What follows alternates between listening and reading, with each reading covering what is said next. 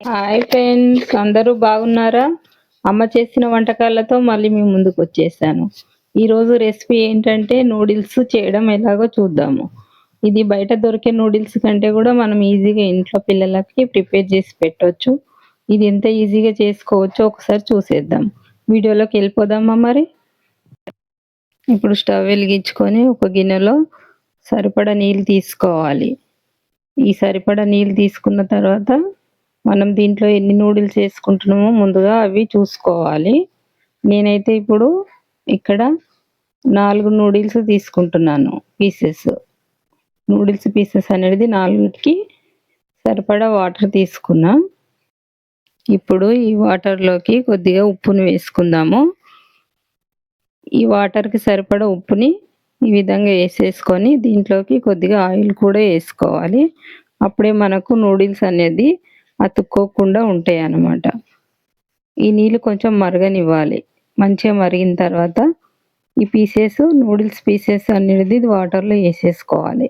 ఈ విధంగా noodles pieces మొత్తం మునగాలి. వాటర్ కొద్దిగా పైకి ఉండాలి. ఆ తర్వాత ఒకసారి ఈ విధంగా గంటెతో కలిపేసుకోవాలి. ఈ విధంగా నూడిల్స్ అన్నీ కూడా విడివిడిగా వచ్చేదాకా ఒకసారి ఇలా కలుపుకోవాలి. కలుపుకున్నాక 80% ఉడికిన తర్వాత ఈ నూడిల్స్ని తీసుకొని చల్ల వాటర్లో ఈ విధంగా ఒకసారి కడిగేసుకోవాలి. మొత్తం కూడా విడివిడిగా రావాలి. ఏమాత్రం కూడా వేడి ఉండకుండా ఈ రకంగా పొడి పొడి చేసి పెట్టుకోవాలి. ఇప్పుడు స్టవ్ మీద కడాయి పెట్టుకొని కడాయి వేడెక్కిన తర్వాత దీంట్లోకి కొద్దిగా ఆయిల్ వేసుకుందాము. సరిపడా ఆయిల్ వేసుకొని ఆయిల్ వేడెక్కినాక దీంట్లోకి మనము ముందుగా తరిగి పెట్టుకున్న క్యారెట్ వేసుకొని ఈ విధంగా కలుపుకోవాలి. ఇప్పుడు కొద్దిగా ఆలుగడ్డ ముక్కలను కూడా దీంట్లోకి వేసేసుకుందాం. ఆలుగడ్డ ముక్కలు క్యారెట్ 2 వేగిన తర్వాత క్యాబేజీ కూడా దీంట్లో వేసేసుకొని ఒకసారి బాగా ఈ విధంగా కలుపుకోవాలి. క్యాబేజీ 2 కప్పులు తీసుకున్నాను ఇక్కడ. కొద్దిగా క్యాబేజీ ఎక్కువ వేసుకోవాలి నూడిల్స్లోకి. క్యాబేజీ ఎక్కువ ఉంటే ఏంటంటే టేస్ట్ బాగుంటుంది. దీంట్లోకి కొద్దిగా కరివేపాకు వేసుకొని ఇప్పుడు ఒకసారి బాగా కలిపేసుకొని దీంట్లోకి క్యాప్సికమ్ కూడా యాడ్ చేసుకోవాలి.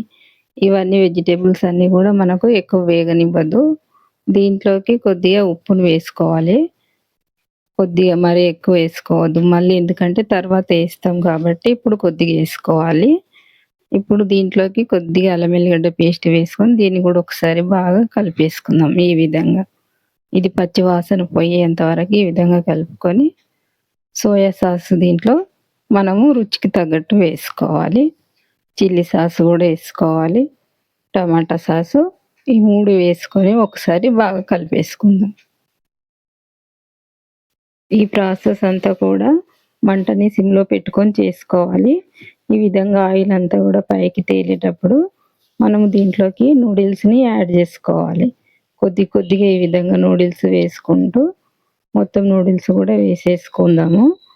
వేసేసుకొని ఒకసారి దీన్ని ఈ విధంగా కలుపుకోవాలి. ఈ విధంగా కింద నుండి కలుపుకోవాలి నూడిల్స్ని. మొత్తం మసాలా అంతా పట్టే విధంగా కలుపుకొని దీంట్లో కొద్దిగా కారం వేసుకోవాలి. సరిపడా కారము, సరిపడా ఉప్పు వేసుకోవాలి. కొద్దిగా మిరియాల పొడి, కొద్దిగా చికెన్ మసాలా, దీంట్లోకి సరిపడా సాస్ వేసుకోవాలి, టమాటా సాస్.